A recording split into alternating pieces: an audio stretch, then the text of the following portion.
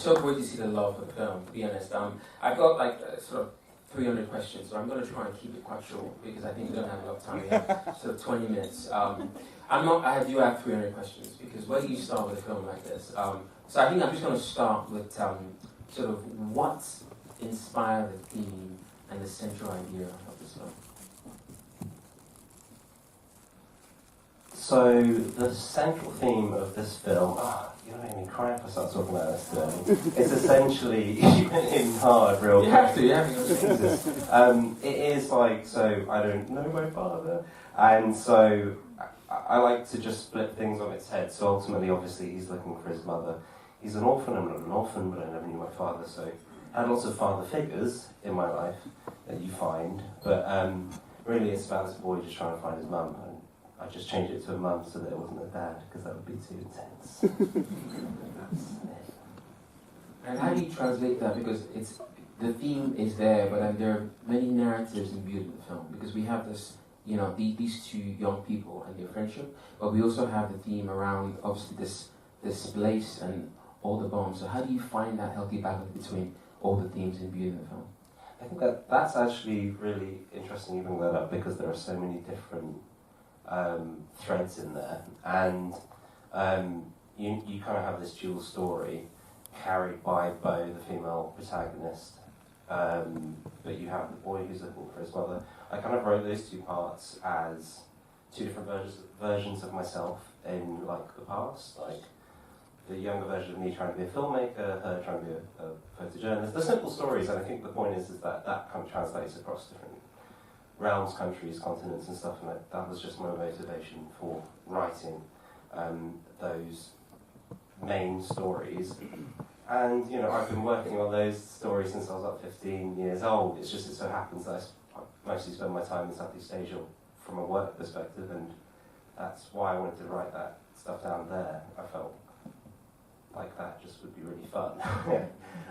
But outside of that, you have other little complex things that need to be covered. It's the most bombed country per capita in the world, and so things like this, I didn't want to make that part of the story. I just wanted to put it in there so people can explore it if they want to explore it, because I don't want to ignore that. I also don't want it's not my place to comment on it, so I just wanted to put it in there so people can explore it.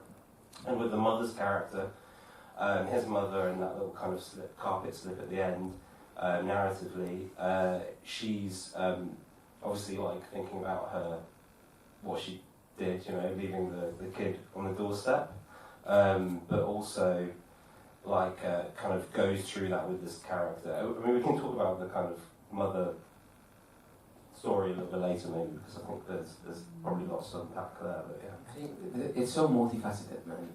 I think you see debut feature films and they focus on one narrative throughout, but your film is sort of multi-layered in that sense because you allow each narrative to breathe and each has a life of its own. Did you have that imbued in the writing stage, or did you have that whilst you were shooting the film? So I think I always knew I wanted to tell a story about...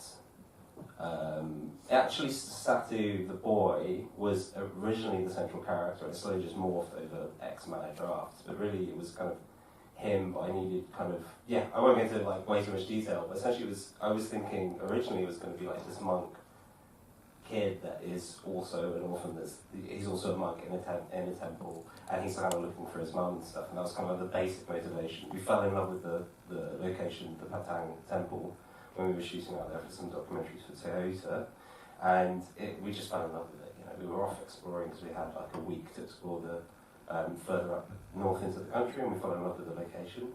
And that was the original space that I was looking at. This place is just, just incredible. I mean, I don't even know how to describe it really. I mean, the film, if you can imagine, is filmed in the dry season. So if you go, and I know some people here have been to Laos, obviously it's a few people that filmed it with me, but if you go there in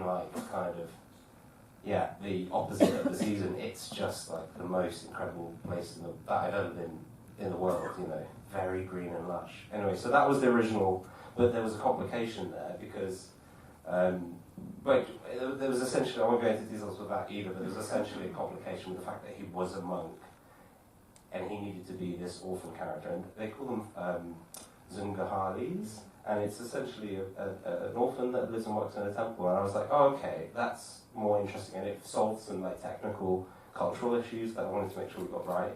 And yeah, really interesting, kind of multi-faceted kind of character that's an orphan that lives and works in a temple. You know, who's looking after this kid? You know, it's the monks in the temple. It's kind of interesting.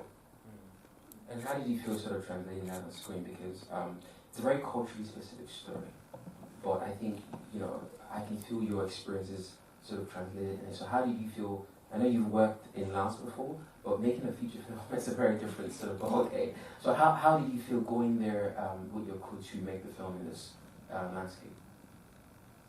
So these are some of my very close friends in Laos. We became very close with them when we were working out there. I mostly work in that region. It tends to be like 8 months between when I work in the UK, so I'm generally filming commercials or mini docs or whatever. And so, yeah, we became really close friends with, and like a doppelganger version of my kind of mini film crew in Laos.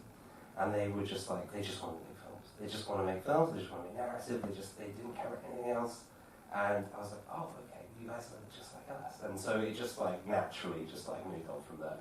And we just kept talking. Pandemic hit, and I was already writing, I already had started writing the script before it hit, and I was like, none of us had anything to do, and then we just smashed out that script, and then we were like, we just went with me and my friend in Laos, Lee, who sadly can't be here, and obviously this is the gutting thing, a lot of these guys can't be here.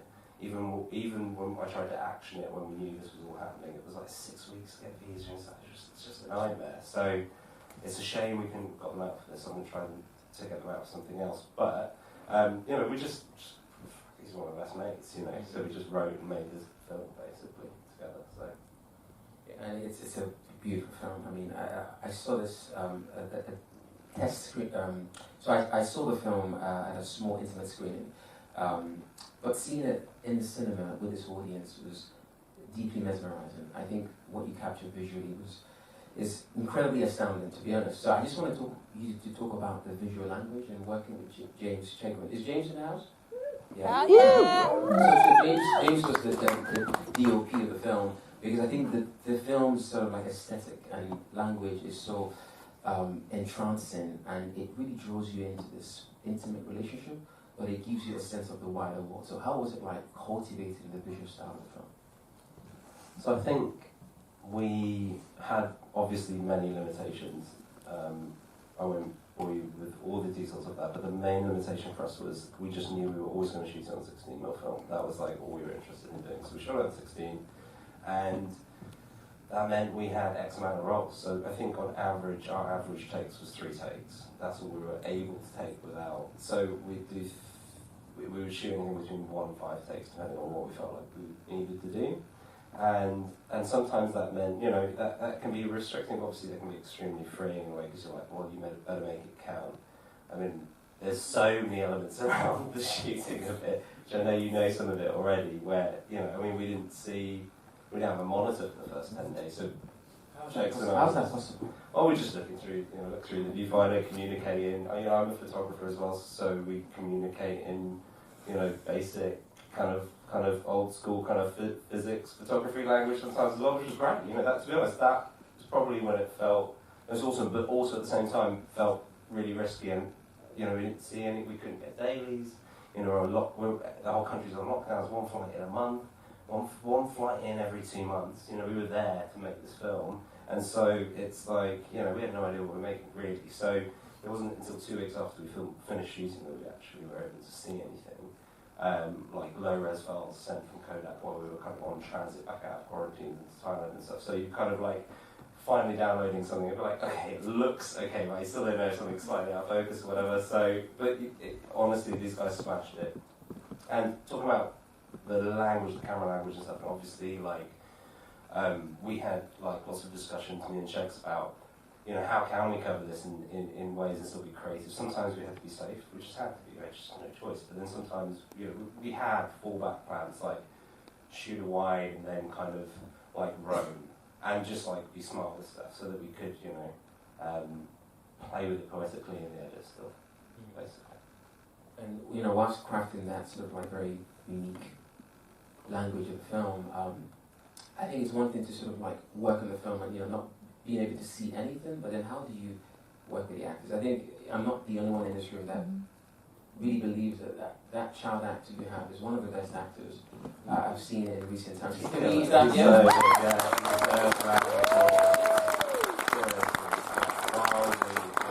So how? Because I'm a filmmaker as well, but I avoid child actors. Why did you make your film centered around the child actor? That was just like a preference to like things I wanted to explore about my childhood, right? So I don't think I've never been worried about working with child actors because my mother, who's in here as well somewhere, when she's run away from the DNA, she had a kids' clothing company, and she still does, but as a kid I used to like help her with that stuff, and so I do like the photo shoots and stuff. So I was always like working with kids anyway, so that stuff never fazed me, so was never worried about that, just like from the outset. But with the casting, they were in all honesty, they were the first two people we looked at. But we went full circle for 2 months. I was like, that's mental. We can't just choose the first two people that we found. That's insane. But to give some context as to why that makes a little bit of sense, there's only 3 cinemas in Laos. So as a country, it's like obviously there's infrastructure there from a cinematic perspective that's quite like lo-fi. So, but yeah, his name's Black, and he is an incredible actor. But he just makes videos on Facebook with his friends, and it's like he sent it to me, and I was like, wow, this guy.